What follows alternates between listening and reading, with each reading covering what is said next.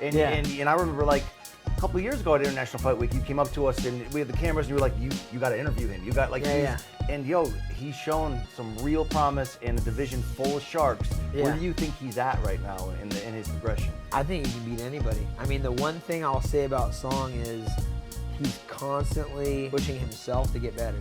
He's been going out and doing some like cross-training jiu-jitsu wise with some high-level guys, constantly trying out new fitness regimens because he's trying to push himself, and like he's hungry and he's got his eye on the prize. He believes it. That was the biggest thing with me, is making sure that he believes he's going to be the world champion. And I think he understands now that he's supposed to be the world champion.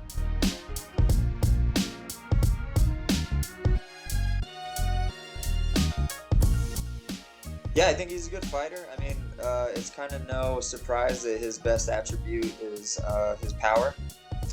He kind of has that like team alpha male style a little bit.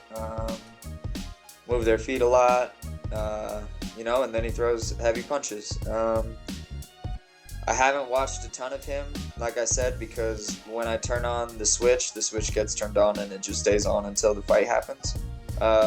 So it's kind of been in the back of my brain. We haven't done like too much scouting and all of that. I do remember I watched one of his fights live with Cory Sandhagen.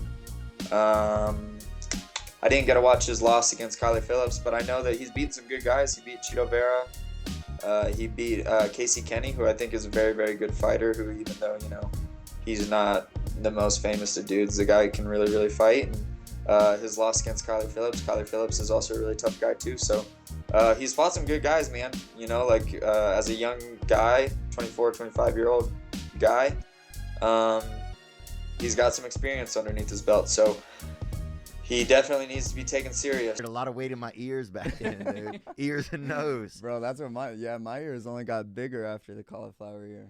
That's crazy. So how long does it take to start that cauliflower ear? How long does it take to really sprout? It's like it's like, because it's the skin and then like your cartilage. Mm-hmm. The skin gets away from the cartilage by getting like banged up or whatever. Fills up with blood. And then, depending on how well you take care of it, depends on like how much you have.